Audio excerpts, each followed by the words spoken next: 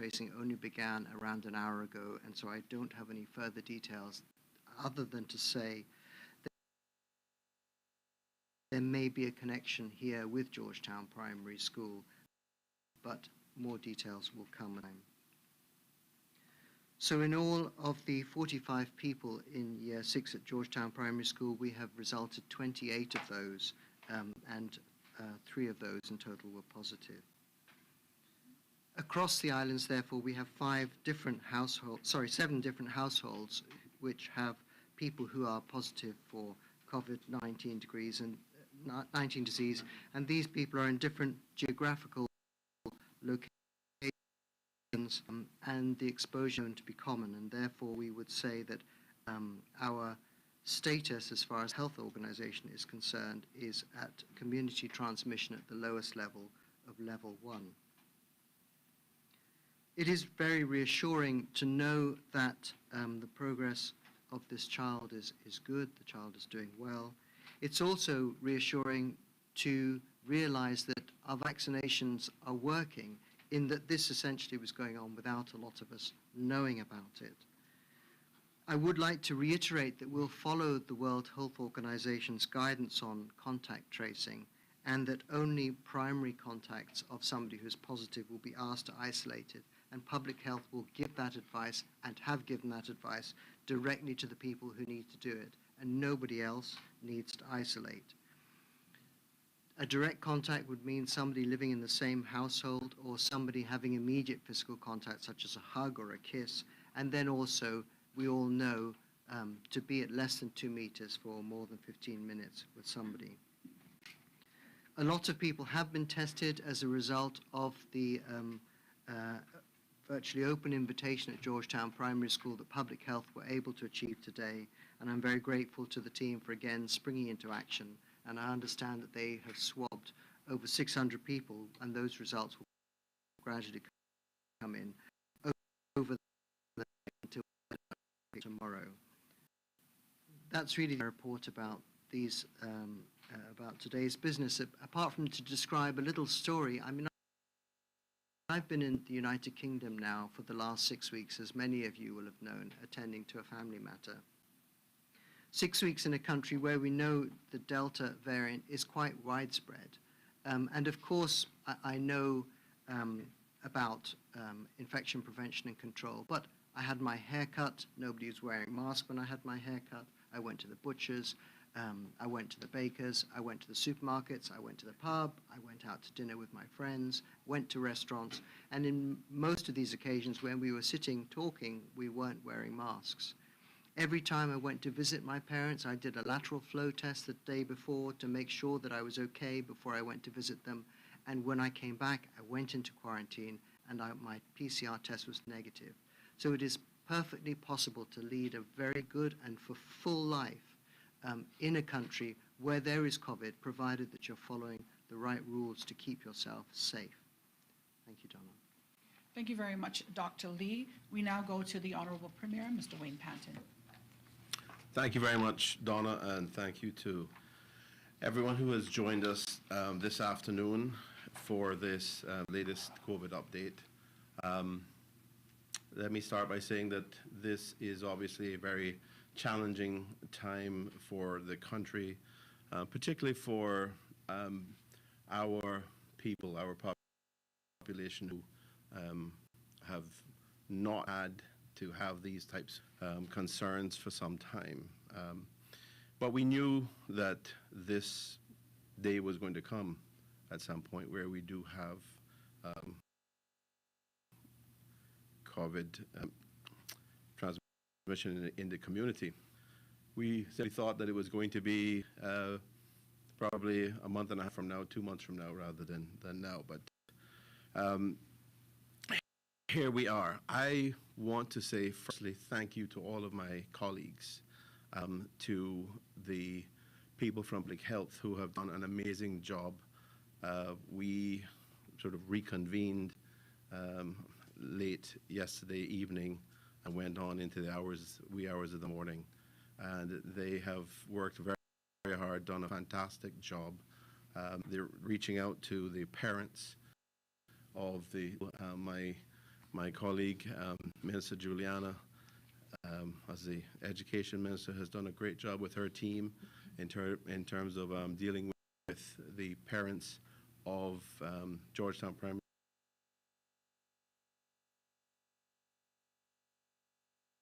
School, the teachers, the staff there. My colleague, Minister Turner, from her health perspective, has done an excellent job, and I thank HE, the Governor, for joining us again.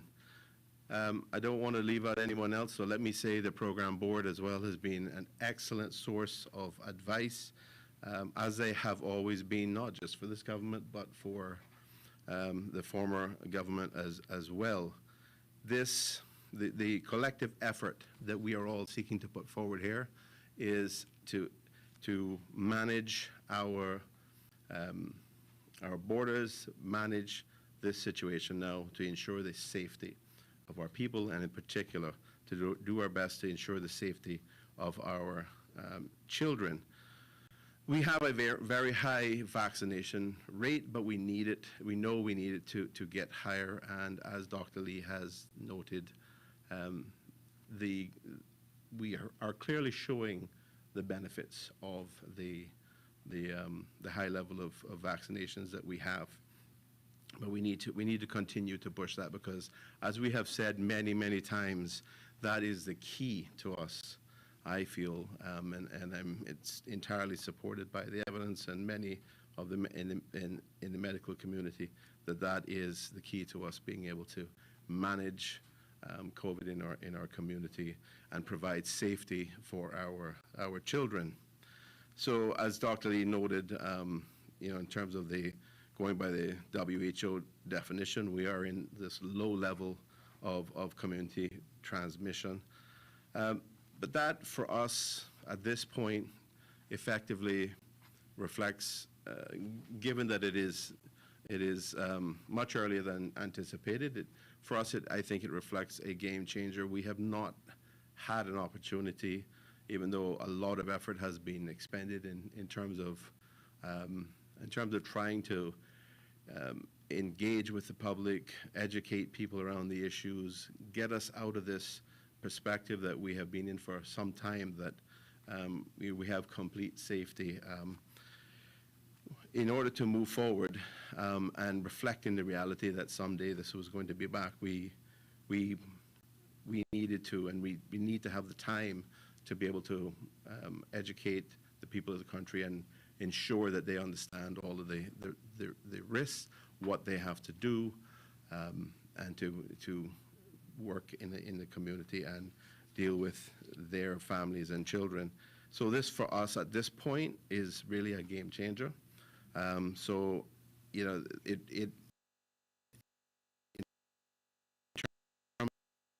terms of our plans to announce 3 plan for this year. We don't want to be rushing anything. We want to remain cautious and be able to consider the various steps that we need to put in place to address community spread, and to ensure that our people feel safe, and to ensure that our are best protected. So we are imminently going to be making changes through regulations. Some of these changes include mandating masks in indoor areas, including churches, schools, supermarkets, bars, and insisting on the use of hand hygiene. Masks will not be required, obviously, for outdoor activities as long as the crowd limits are acknowledged. We will probably be reducing some of those crowd limits. We haven't completed the regulations, as I noted, but that will be imminent. We will probably be somewhere in the region of 100, a limit of 100 people for indoor events, and 250 people for outdoor events. In terms of other matters that we're seeking to change, obviously social distancing is an aspect of this. We will also be seeking to make a change particularly to the quarantine requirement. Currently, for vaccinated travelers, the quarantine requirement is 5 days. We're proposing to take that to 7 days. Effectively, then there will be a 7-day quarantine period. The testing will be on day 8. Of course, the 10 days for those who are vaccinated but unverified will remain, and 14 days for those who are unvaccinated will remain as well. Now, you might ask why the change in terms of the quarantine period. Effectively, when this was first recommended to us as a proposal, there was a pre-flight PCR test requirement that would effectively have been done 2 days, maybe as much as 3 days ahead of the flight. Circumstances have changed. Technology has changed. Equipment has changed. Particularly at airports, for example, you can now get a PCR test in an hour before a flight. So that has effectively reduced the actual quarantine period from what we thought was some ways in around 7 or 8 days to really just 5 days. So instead of trying to change the pre-flight testing, we leave that as it is, and we just extend the quarantine period in Cayman by an extra 2 days. So that is the proposal there, which will be reflected in new regulations going forward. The geotagging be re-implemented as well. We have had a number of reports over the past several weeks of quarantine. In fact, we've seen some of those quarantine breaches being prosecuted this week. Based on the reports from the police, the indications are that they typically did not involve the traveler leaving the quarantine location, but rather others from the outside coming in to the quarantine location. So that may not, putting on the geotags, re-implementing the geotags may not have that much of an effect in relation to that scenario. But the fact is, we want to basically ensure that we do everything we can to minimize further risk. So even though there's not a lot of evidence to support putting it back in, we're going to put it back on to ensure that we take a belt and braces approach in respect of that. We, as you know, no unvaccinated tourists are allowed in the Cayman Islands. We will want to effectively limit those who can come in who are not vaccinated. If you're a Caymanian, of course, if you're a permanent resident, if you are a dependent on a work permit, then you can be unvaccinated. But other than that, we will slightly change the approach that has been taken in the past so that people who are unvaccinated are further restricted in terms of coming in to our country. We absolutely need to do this in order to continue to protect our older, vulnerable folks, as well as specifically our unvaccinated children. Of course, we urge those, on every occasion we do this, and I don't know how many different ways we can say it, how many different ways we can beg people to do it, but please, once again, go out and get vaccinated. This vaccine is safe, it's approved, and it works. You've heard Dr. Lee's opinion in terms of the the vaccine, the fact that we have significant vaccine distribution in the country, being responsible probably for this current outbreak of community transmission going unnoticed for some little time. The vaccines work. That's what they are designed to do. They will protect our older people. They will protect you. We need to put a wall, a vaccinated wall of safety around our children. Our children cannot get vaccinated at this point. We are very much hoping that in the coming months we will be able to have authorization and have the support of the United Kingdom in implementing a vaccine program for children. At the moment, we all know that that isn't possible. We need to have that solid wall of vaccinated people around our precious children to protect them. So please go out, get vaccinated. We're also planning on putting in security measures to protect our sister islands. I think there is a clear recognition that we have a lot of people in that community who are more vulnerable than the normal distribution demographically, and they obviously have less significant facilities there to be able to manage any difficulties.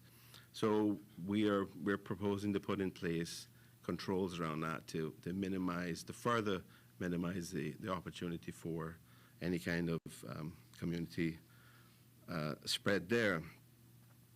I want also the people of the country to know that while we have been taking an extremely diligent approach, and we've always reflected very carefully on the various components, the various factors that are relevant, that are of concern to our people, our parents, our mothers, fathers, even our children.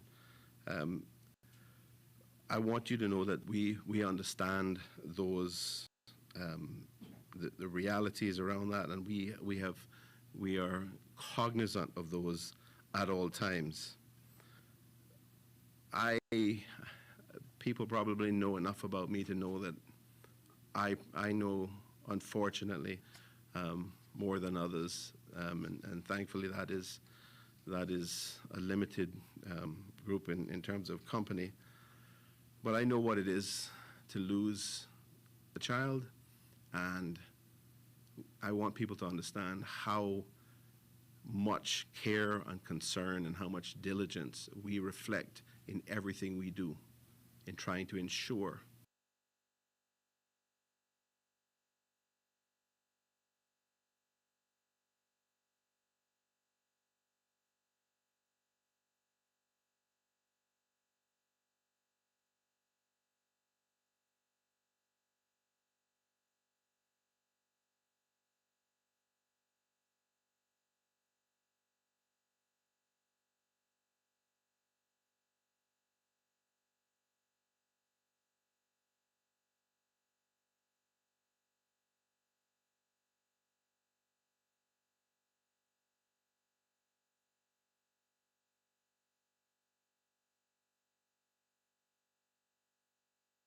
for a future which might include, for some time, having to live with a virus, live with a disease that we need to manage.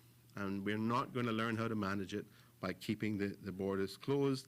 And it definitely isn't about politics either. I have no interest in interjecting politics in any of this. This is about our people. This is about our country. This is about the success of our country. This is about our families. This is about our children. This is about success for all of us. We will get through this together, ladies and gentlemen. We will get through this together. I want you to understand that and have the confidence that we will get through this together. I also want to say, lastly, that it does not help us at all to have the speculation going on social media, the comments, the unnecessary spreading of rumors, the creation of the rumors, spreading of the rumors. These, at times like this, cause far greater pain and unnecessary distress for businesses, for individuals, for parents, for children. This is all unnecessary. So please, please, ladies and gentlemen, refrain from creating this sort of stuff, refrain from distributing this sort of stuff, because it adds nothing. It is, trust me, at the end of the day, it's not of any entertainment value at all. It only causes pain and distress to our families and our people. It is unnecessary, so please don't do it. I think at that point I will say thank you very much, and I will let the rest of my colleagues speak. But I want to say God bless our Cayman Islands, and as I said before, together we will get through this, and thank you very much.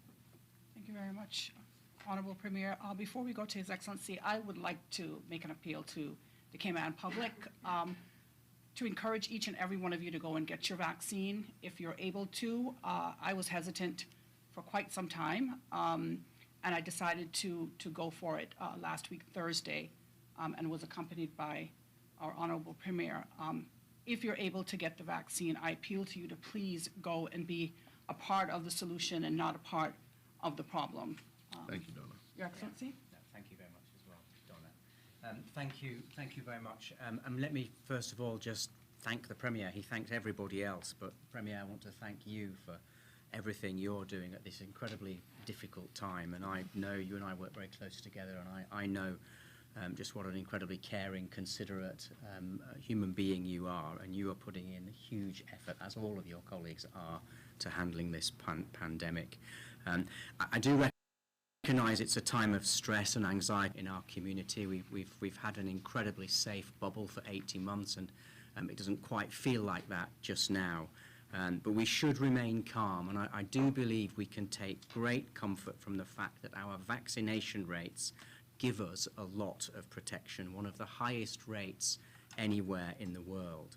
And we still only have a small number of cases of community spread. Itself a sign that, as the Premier said, the vaccines are doing their job, though we should be ready for this to go up as testing and tracing continues.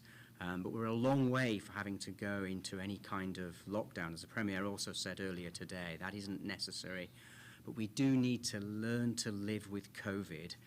As we have repeatedly said in these press conferences, it is not going away, and especially because Delta is just so infectious. That is really a game changer in this global pandemic, and why this is happening to us at the moment.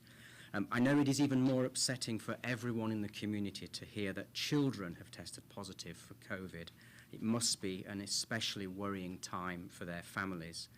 The global COVID experts working for Public Health England spoke at length yesterday to Cabinet and the Premier's caucus about many issues relating to the pandemic, and they did reassure us, as Dr. Lee has also, that when children become affected, they generally get a much less severe disease than can affect adults. And I very much hope that the small number of children so far affected and anyone else recently affected recovers swiftly. This week's events have therefore proven that COVID is here in Cayman. Dr. Lee confirmed 7 different households affected by community spread. And so far, we're not able to say categorically if it has got into the community through a quarantine or in some other way. I am well aware, because of my responsibilities under the Constitution, that we do have some people involved in illegal activity arriving on our shores after undeclared boat trips to and from Jamaica. We do not know if that is a source of this breach, but it is one possibility. But notwithstanding all of that, quarantine should not be treated lightly. Whilst we still have these protective measures in place, everyone must adhere to the rules. Please do not leave your place of quarantine. Do not have visitors while in quarantine, and make sure you receive deliveries in a COVID-safe, contactless way. Read the instructions you are given before your quarantine starts and follow them very carefully. Every one of us needs to assume responsibility for the welfare of our community. Otherwise, you are likely to be prosecuted. The recent cases of community transmission have encouraged more people to take the vaccine to protect themselves, and that is very welcome. As I said earlier, our vaccine rates are very high, now at over 75% of the population. 81% of the eligible population are fully vaccinated. But like the Premier, I urge more to come forward, particularly our younger people, those between 12 and 18 and under 30s. We need more in those groups to come forward to get the vaccine. If every eligible age group was at 80% coverage, this would give us the very best chance of stopping COVID in its tracks. This is called the fire break effect. And even for new variants, a high percentage of vaccine uptake will give us a very strong fire break effect. So please do continue to come forward. I know some people have been asking, and I've had calls in my office about this, why we cannot offer the Sinopharm vaccine in Cayman. We asked the Public Health England experts that direct question yesterday.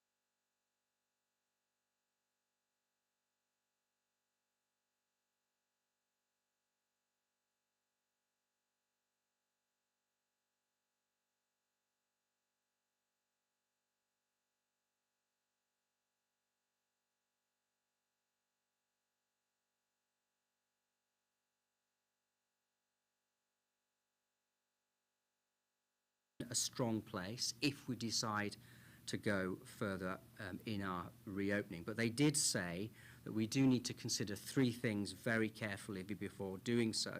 One, our health system must be very well equipped to respond to any cases of community transmission. And while the recent cases this last week were an incredibly useful test run of our systems, they did show that they could benefit from additional resourcing. Two, higher vaccination rates among the under 30s would really help ensure these effective fire breaks I mentioned. And three, infection rates in feeder countries need to be considered in any policy response. So there are, as the Premier said, a number of areas now requiring further work, including lengthening the 5-day quarantine to 7 days, the electronic tagging. We have to reduce the number of positive cases that are coming into our islands through further restrictive travel measures. And I do want to add my voice to what the Premier said about misinformation. I've seen a credible amount of that this afternoon, and it really is unhelpful. So please do get your information from official sources, and please do not spread misinformation on social media, because it causes so much alarm, upset and anguish to many people. So I just want to say that I fully support the decisions that the Premier has announced today. The situation is under control, and our health teams from Dr. Lee, HSA downwards, are doing an incredible job under enormous pressure. I've been greatly impressed since arriving in these islands by the resilience that everyone here has shown, and I am confident that we will meet these latest challenges with confidence and resolve. Thank you, Donna. Thank you very much, Your Excellency. We now go to the Minister for Health, the Honourable Sabrina Turner. Good evening, everyone, and thank you, Donna.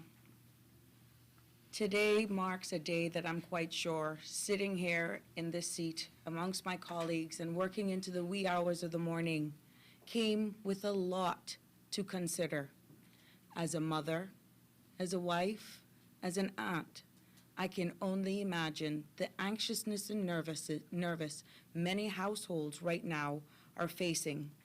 And I can assure you that as confident as we are, as poised and as controlled as you see us, this is not an act. Because what we are embarking on and what we're experiencing right now is reality. But what we are humbling every one of you to do this evening is to take this serious and to let you know that without your cooperation, without your assistance, without you following the protocols and showing that you can be a catalyst of change, that you can help us fight this fight, that there is no playbook. No one has the playbook to refer to in order for us to contain, to manage, and here we are again this evening, wholeheartedly appealing to each and every one of you who is eligible to get vaccinated to go and get vaccinated. On this note, I know that the ladies and gentlemen of the public health staff especially has been under significant pressure, but within our very nature, within our very DNA, in choosing that occupation of choice, we got it. We are ready. And because of that, to give you some information, January of 2020, there were 69 staff in the public health department. In January of 2021, that was increased to 72. In September of this year, it is now 83. And we're seeking to deploy and give an additional 30 persons in order to assist in that department so that we will have sufficient resources on hand in order to help us fight this fight. While much has been made in areas to which people may not have been cooperating with us and thinking of the public good, such as in observing the quarantine regulations alike, there has been a huge positive public response in going vaccinated. Currently at Cayman Bay, where there's an active vaccination clinic going on, there's a total of 195 persons that availed themselves to the vaccine, 159 of which was first dose, and second doses was 36 second doses. I want to appeal to each person to continue to go ahead and take this vaccine once you're eligible to do so. I have to thank and congratulate and indeed celebrate for all of those who are responding and assisting us in our fight. But we also have to continue in the adjustment of our behavior in order to get ahead of this. We have seen huge, from Saturday being out on the road, myself, I am so pleased for persons in our community for being proactive, and definitely I've seen an increase in number in persons from Saturday wearing a mask. I've seen corporate Cayman step up to the plate and have hand sanitizing station. And I'm also going to ask all of our corporate persons to aid and making or considering even implementing contactless approach when it comes to debit card transactions in aiding and helping us in this fight and definitely lowering and lessening the transmission points. Cayman, I'd like to remind you that the best way and the most effective way to prevent the spread of this disease is to exercise, again, facial covering, frequent hand washing techniques, cough and sneeze in a tissue, stay home as much as possible, and exercise practicing social distancing. Please note, and it's in the regulations, may require and can mandate that all persons entering their place of business must have a form of facial covering. I want to also encourage all persons that for anyone who is experiencing any symptoms whatsoever of flu-like symptoms, that we're asking you to stay at home or Alternatively, you can contact the 24-hour flu hotline or your general practitioner, and you can call 1-800-534-8600, 947-3077, 925-6327, or you can email flu@hsa.ky. Amongst all of this, I'm asking each and everyone to stay calm. Practice preventative measures. For all of those parents who have been now placed in quarantine or isolation for 14 days, this too shall pass.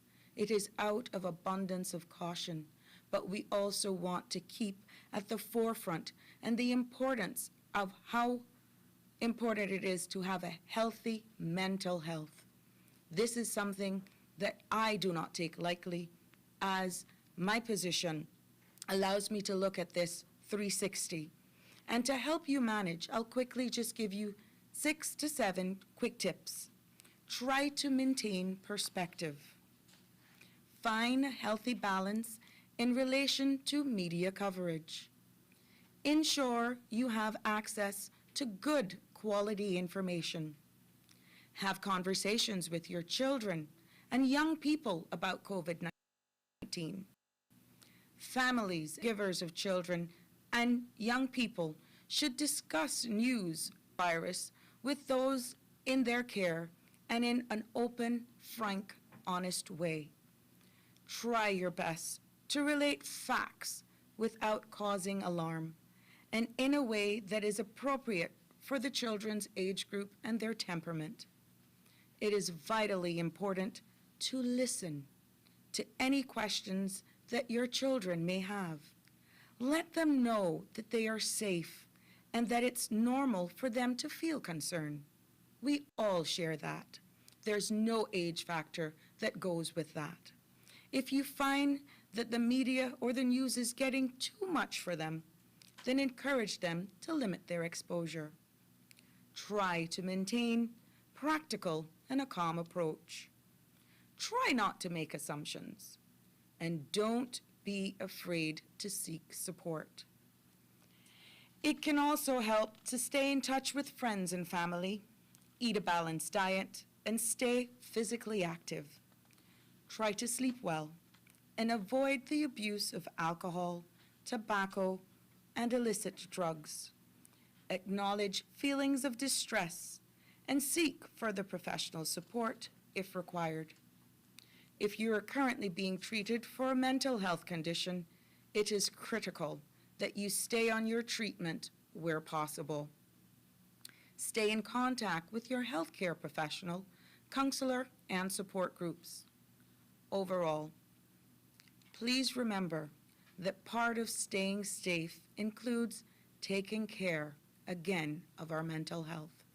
If you feel worried or overwhelmed, there's many of resources available, and the mental health hotline is 1-800-534-6463, and it's open Monday to Friday from 9 a.m. to 5 p.m.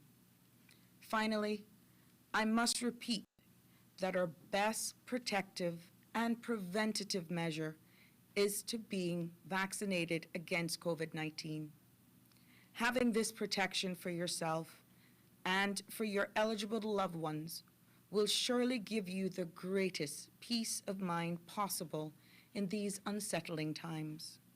We're so incredibly fortunate here in the Cayman Islands to have COVID-19 vaccine so easily available. And if you're not vaccinated, again, please get vaccinated as soon as you can. Please remember that we are all working together for the health and safety of our people and our home. This is no time to play politics. This is no time to spread malicious rumors. This is no time to give anything that is not factual. Stay safe, Cayman. God bless. Thank you very much, Minister for Health, the Honourable Sabrina Turner. We now go to Minister for Education, the Honourable Juliana O'Connor Connolly.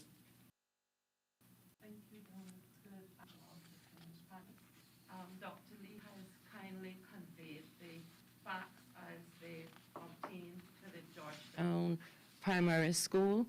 Once we got the information last night, our team in the ministry, together with our colleagues, went into full gear to ensure that the proper protocols were put in place. And I certainly didn't hesitate to make the decision to close down the school, because the safety of our children is always of paramount consideration. You have gotten the reports from Dr. Lee as to where they have reached with the level of testing. I also want to go on record to thank Public Health for the sterling job that they did, not only today, but I have every confidence that they will continue to do, as you've indicated by the Honourable Premier and my other colleagues here, that COVID is in the world to stay. So, tomorrow there'll be no school at Georgetown again, because we're going to ensure that it's properly sanitized, that the testing continues, and that we can make our decisions from an informed position based on the science and indeed empirical evidence. So what then do I require of Cayman? I require that we continue to be resilient, as we have proven to have been over the various hundreds of years. We've seen that in natural disasters, we've seen that in economic downturns, we've seen that in pressures from the global financial forum, and now we have COVID. But this one thing I know, that the God who have delivered us before is more than able to deliver us again. And it has come to pass. We ought not panic, because knowledge empowers. We have an excellent team. And despite what the naysayers say, politics being what it is, I just ignore the politics, because I set my course, even as Christopher Columbus did. Sometimes we may not know the new worlds and the new frontiers and the new boundaries that we're going to discover, but when you set your goal and you have your plans in place, as we have done in the education ministry, last year when this happened, we had a recovery plan, we moved to remote learning. Today, we had work hours last night and into the morning, but because our goal and our objective is to keep our children, my children, safe within the educational institution environment, we were able to release an updated version of guidelines, not just our public schools, because I do have responsibility for the private schools as well, to the private schools, and that should go on our website and our social media later on tonight for the benefit of the press who may wish to access it. And it's an evolving document because of the evolving fashion that COVID has. We just cannot etch it in stone. So do not get deterred when you hear that this one isn't ready, the next one isn't ready. What do I require of you? Is to be ready. How can you be ready? By getting your vaccination. My children in the school has not legally been approved to get their vaccinations. So what can you do? As adults from 12 and over, go and get your vaccinations. We heard the increase in public health staff, and we will continue to increase, even though recruiting is difficult, because every country is going through this. But guess what? Because of you listening to the science, because of you adhering to your good Caymanian common sense, we still have not reached where we want to reach with tertiary education, because it's a journey. But one thing I know, the mariners of yesterday, our forefathers and foremothers, they were able to sail the high seas and became the envy of the world. The late Vassal Johnson, back in the 60s, when we had to diversify our economy, came up with innovative financial principles that, although we have less than 100,000 people, the great G7s of the world look at Cayman and see us as a threat because of our success. There is an opportunity, Cayman, to leave a very valuable mark on our history. If we show the world that we're small, but we're Talawa, you Jamaicans can interpret that when you go home tonight with your children. We can show them, not through smugness or arrogance, but we are determined to live with whatever comes our way. We come from the philosophy, you see, Cayman, that when we get lemons, we can use them in many, many different fashions. But as a good Caribbean person, you throw a little sugar in some water and make some good swanky or lemonade. Let us take this opportunity of COVID and teach our neighbors that as Caymanians, Caymanian kind is not a byword for tourism, but Caymanian kind is a way of life for every single person in this jurisdiction. So what can you do? You can also wear a mask. And I know we have a lot of machoism in the Caribbean, but wearing masks, if I could break it down and perhaps go back in my teacher mode, if you had two persons standing within that personal space, let's for the sake of this conversation say 2 feet apart, and neither of those persons had on a mask. And because we're human beings, we sneeze from time to time. And hopefully you didn't have a flu, but that's becoming more possible with the flu season that we're now so embarking thereon. If neither person had a mask and you sneeze, on the balance of probabilities, you would be the recipient of some of that body fluid. If you took care of yourself and you had a mask and the other person did not have a mask and they sneeze, chances are, on the balance of probabilities, some of it would land on the outer covering of your mask. If the other person did what we're asking you to do, take personal responsibility and wear a mask, where both persons, if you go down this imagery with me, had on a mask, most that would happen is that the person who sneezed kept it within their mask. Get the picture? Go mask up, Cayman. That is what I'm requiring of you to do. Yes, there are children who are under 5, and it's difficulty. We have a fairly high percentage of SEN students within our populace. Go through with them, show them how to mask up, how to take it off, so that they won't be afraid. And I just want to say, what do I require of you? I require of you to test positive for faith, to keep your distance from doubt, which is inclusive but not limited to the garbage we see on social media and the innuendos and the implications that are there. What do I require of you? To isolate yourself from fear. How do you do that? By being soundly grounded in the Lord Jesus Christ. And I come back to that again, because if we don't have a root and a foundation, our optimism results in diminishing returns. But for those of us who've tested and tried, and our testimonies that he woke us up this morning and he blessed us with another day in one of the most wonderful places in this entire world, we owe it, Cayman, to our children and our students to get masked up, to adhere to social distances, to make sure that we've practiced proper hygiene. We have done and we are continue to do everything within our possibilities as a government. Unless you make a mistake, these persons here, those persons there, government, are all human. They get tired, they have feelings, they have families, they have responsibilities. And while they're trying to do what you elect them to do, to protect all of the people in these islands, regardless from whence you came, regardless how you look, regardless of what color you are, regardless of what social and economic demographics you come from. Again, I repeat, out of many, we are one people. Mask up, Cayman, for the good of Cayman. What do I require of you? Be Caymanian, be human, exercise Caymankind, because my children deserve to be protected, and I expect no less of you. I thank you for the opportunity to so express my feelings today.